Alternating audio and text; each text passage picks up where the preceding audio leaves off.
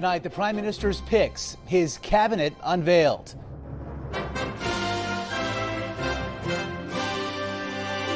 The roster revamp of notable names and political newcomers. This cabinet is smaller and more focused than those of previous governments. Also, what Mark Carney is saying about the U.S. president in an exclusive sit-down. When you called Donald Trump transformative, did you mean transformative in a good or bad way? Yin and yang. Do you plan to renegotiate USMCA? Can you trust him as a partner? Donald Trump's high-stakes trip to Saudi Arabia. Oh, what I do for the Crown Prince.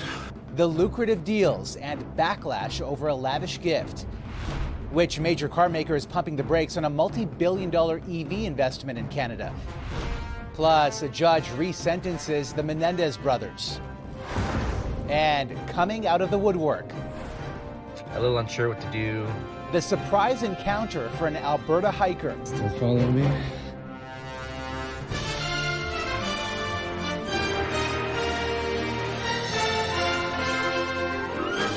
CTV National News with Omar Sachedina, reporting tonight from Ottawa. Good evening. In 13 days, when members of Parliament return to the House of Commons at West Block behind me, the Prime Minister will have a new team on the front benches to tackle the fractious relationship with the United States. This, his new cabinet unveiled today. A minister from every single province, and for the first time since 1993, from the Northwest Territories, where Mark Carney was born. Our extensive coverage begins tonight with CTV's Judy Trin on who is in, who is out, and who was shuffled. 28 cabinet ministers handpicked by Prime Minister Mark Carney to fight a trade war instigated by the American president. Canadians elected this new government with a strong mandate to define a new economic and security relationship with the United States. Dominic LeBlanc keeps the key U.S.-Canada trade portfolio. François-Philippe Champagne stays at finance. But it's not just Donald Trump looming over Carney's choices. The Prime Minister needed to distance himself from Justin Trudeau. Only a dozen ministers who served under his predecessor remain inside the inner circle, including Chrystia Freeland, who helped topple Trudeau. This cabinet is smaller and more focused than those of previous governments. It will operate with a commitment to true cabinet government, with everyone expected and empowered to show leadership. I, David Joseph McGuinty. Several experienced ministers are moving up. David McGuinty gets promoted to defense.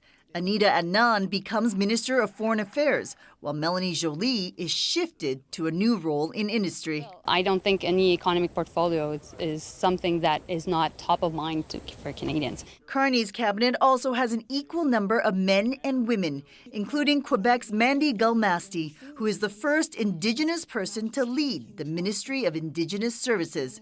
And from the Northwest Territories, his birthplace, Carney has put Rebecca Alty in charge of Crown Indigenous Relations.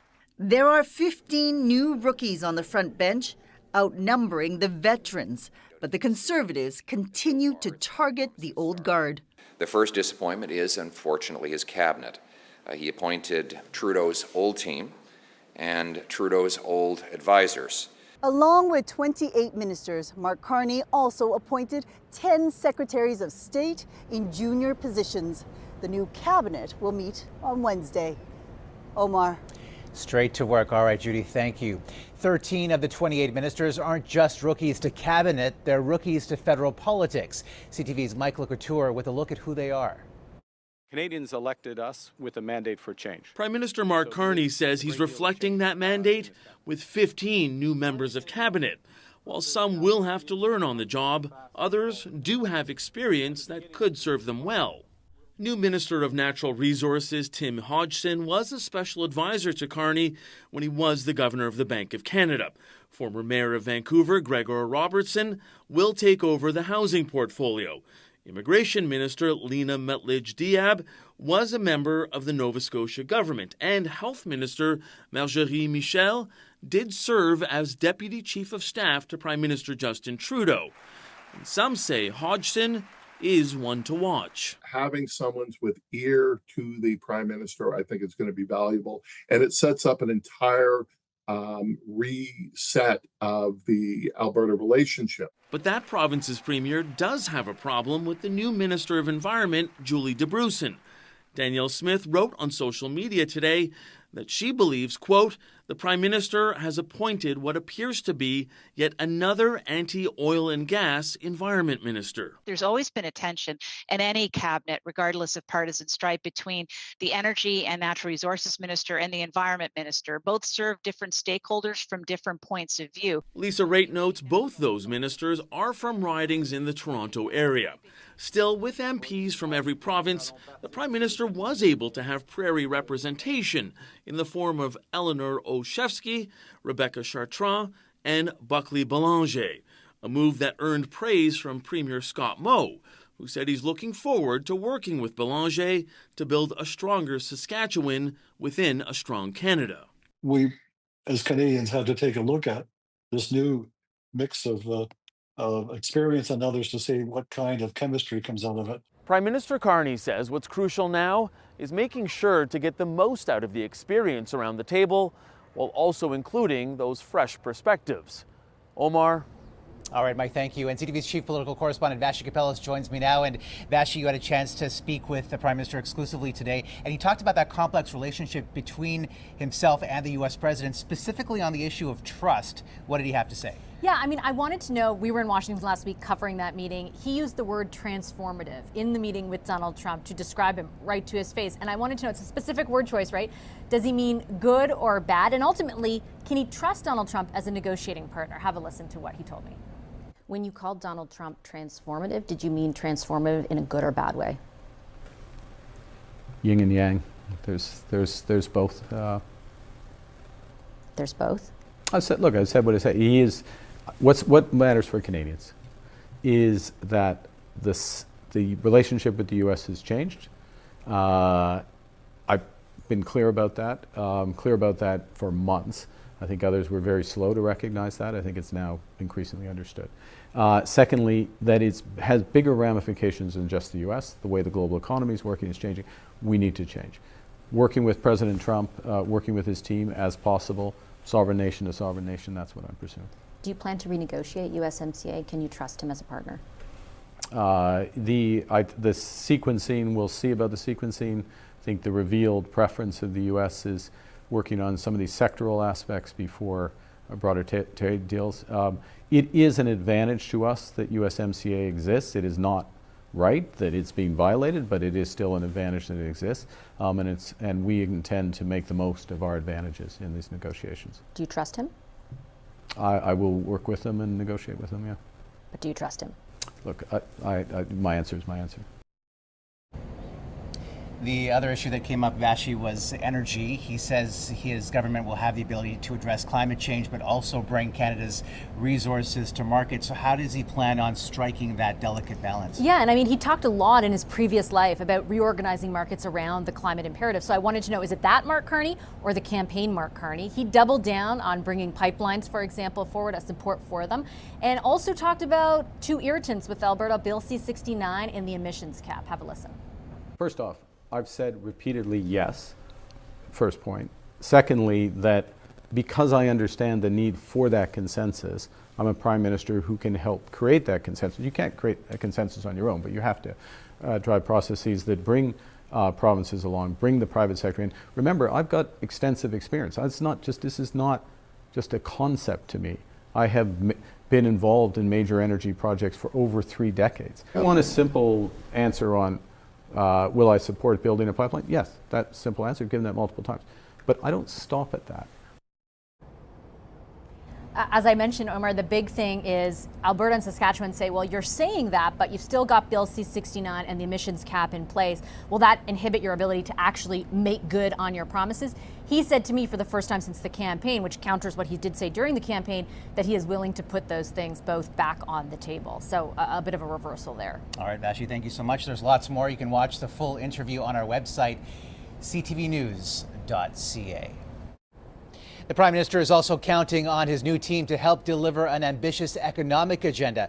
And for more, joining us now is CTV's chief financial correspondent, Amanda Lang. Amanda, how much confidence is this new cabinet giving Canada's business community? Omar, the mixture of new and familiar faces might reassure some in the business community. There will be some questions, but one notable post is surely Tim Hodgson as Minister of Energy and Natural Resources. He's a former investment banker. Investment bankers make deals for a living, and if people want to see big action on those files, building pipelines, getting energy and resources out of the ground, this might be a signal that government takes it seriously. For the familiar faces, it will be a case of it being incumbent on them to show the business community that while they are the same, this government will behave differently. And that, of course, will be a story that'll be told in the weeks and months to come, but some reassurance that some seasoned ministers remain at the helm. Omar? All right, Amanda, thank you. And we learned today the Prime Minister's first European visit after the election will be to Rome and Vatican City. Mark Carney is scheduled to attend Pope Leo's inaugural Mass at the Vatican this weekend. His office says he's leaving on Friday and will also meet with other world leaders during the trip. Representatives from more than 130 countries attended Pope Francis's inaugural Mass back in 2013. Well, more uncertainty for Canada's auto industry tonight. Honda has postponed a multi-billion-dollar electric vehicle project in Ontario because of what it says is softer demand. And as CTV's Adrian Gobriel reports, it's also shifting some production of one of its most popular models because of tariffs.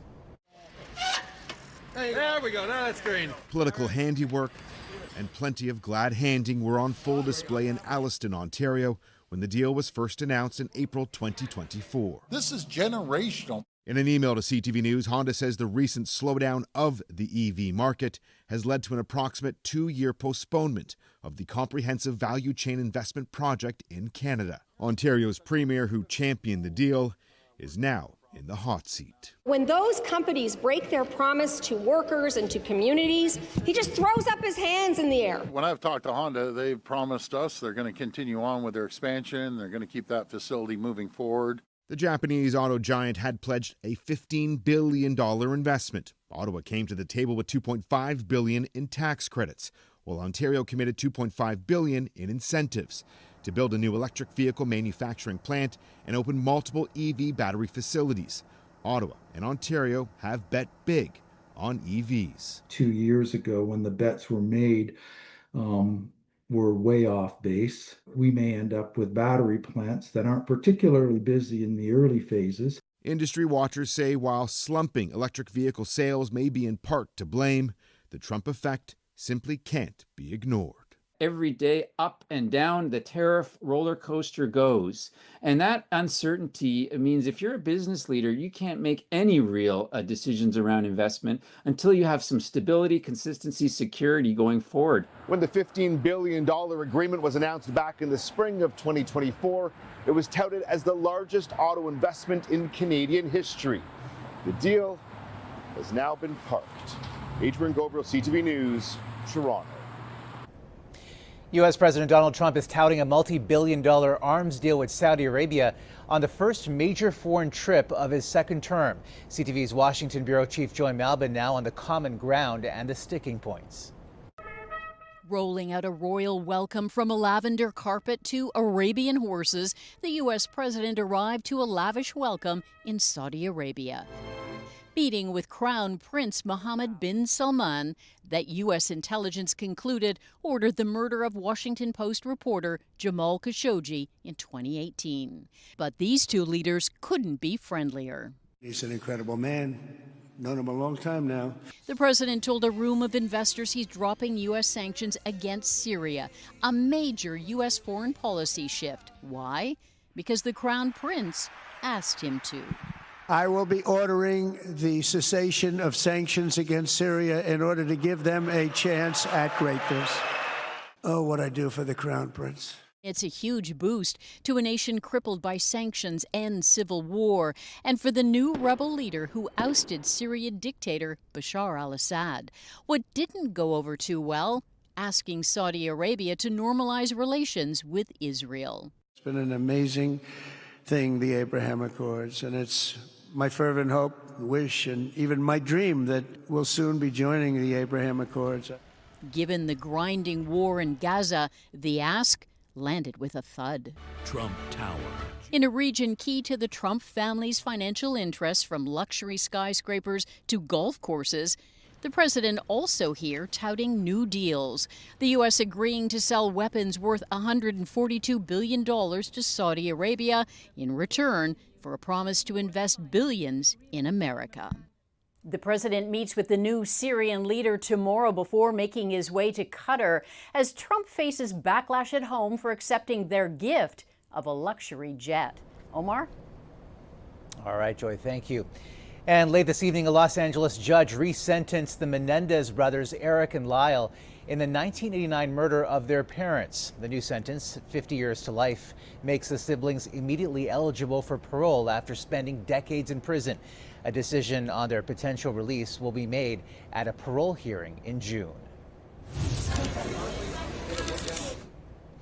Reality TV star and businesswoman Kim Kardashian testified in a Paris courtroom today, saying she absolutely thought she was going to die when she was tied up and robbed at gunpoint in a Paris hotel room in 2016. 10 defendants are facing charges that include armed robbery and kidnapping. To the trial now of Sean Diddy Combs, the rapper and record producer accused of sex trafficking and racketeering. Today, the prosecution's star witness took the stand in New York. CTV's John Vanaveli Rao has more, and a warning: some of these details are graphic. As Sean Combs' mother, along with his daughters, entered the courtroom, the accused made a heart gesture at them before an 8 months pregnant Cassie Ventura took to the stand, while outside her lawyer said this. Very ready and confident.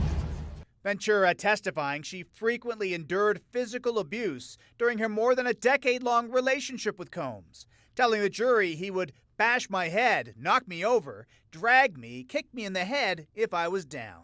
Her testimony is very crucial to the state's argument. Prosecutors have accused Combs of leading a criminal enterprise that abused, threatened, and coerced women and others around him to fulfill his sexual desires. He's alleged to have orchestrated elaborate sex performances called freak-offs fueled by drugs.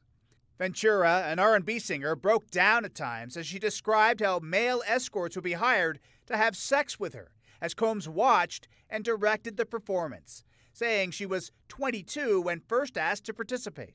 He proposed this idea, this sexual encounter that he called voyeurism. Happening almost weekly, freak-offs became a job, each usually lasting 2 to 3 days. Ventura said over time she didn't want to engage in them, and when she tried to leave one, she said she was brutally beaten by Combs in a hotel hallway, referring to this incident caught on video. She also feared being blackmailed by recordings of the party. Bad boy never fake a switch on the set. Combs, a 3-time Grammy Award winner, has pleaded not guilty to all 5 charges, including sex trafficking and racketeering. Defense lawyers have said the violence was evidence of jealousy and plan to argue the sex was consensual. Ventura is expected to resume her testimony tomorrow. John Vanaveli Rao, CTV News, Toronto. Coming up. The smoke gets thicker, and then it gets browner, and then it gets redder. Narrating a narrow escape from a roaring fire. Plus warnings following wild encounters.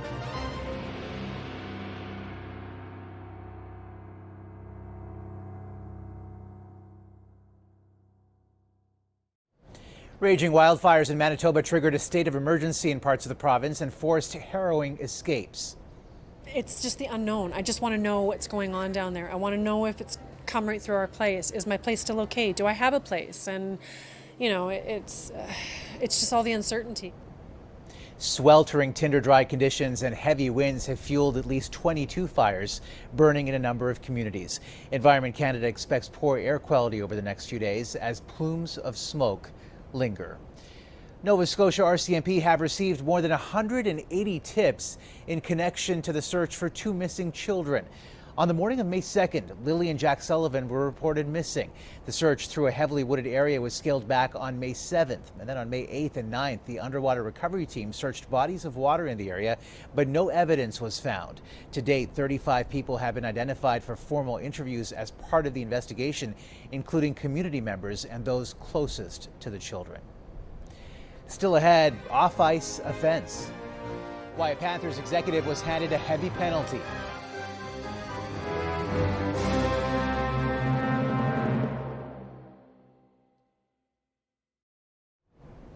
7 months after his death, disgraced baseball legend Pete Rose is now eligible for the Hall of Fame. Am I going to go to Hall of Fame once I die? How am I going to know?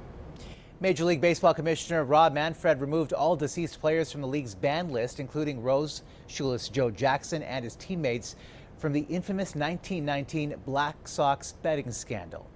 A Florida Panthers co-owner is now suspended from the NHL for targeting a Leafs fan online. Douglas Sifu, who owns a minority stake in the Panthers, called the fan a, quote, 51st state anti-Semite loser on social media. The NHL called his posts inappropriate and unacceptable. Sifu later apologized. Still ahead. Still following me? How a hike took a terrifying turn.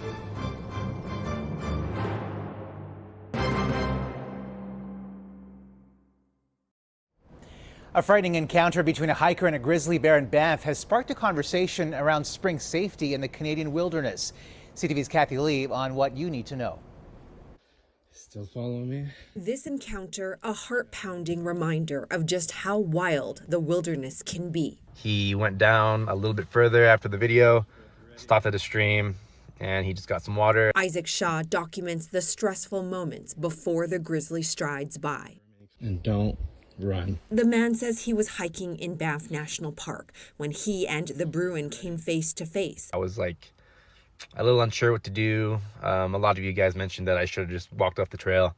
Yeah, that would have been a great idea. I was just scared. Parks Canada says these chance encounters are rare, but more likely now that bears are awakening from their long winter slumber. In Regina, this black bear was spotted exploring the campus grounds, but eventually chased off.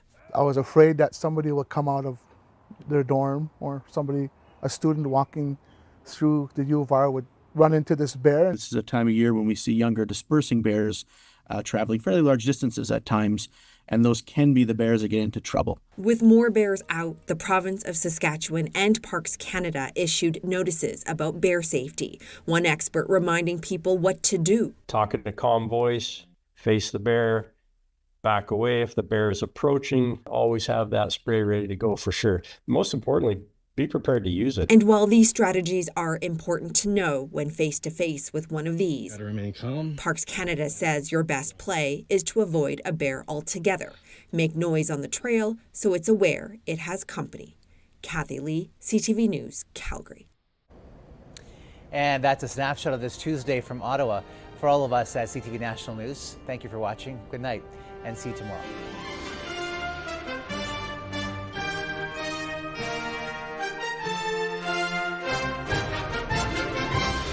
CTV National News, Canada's #1 newscast.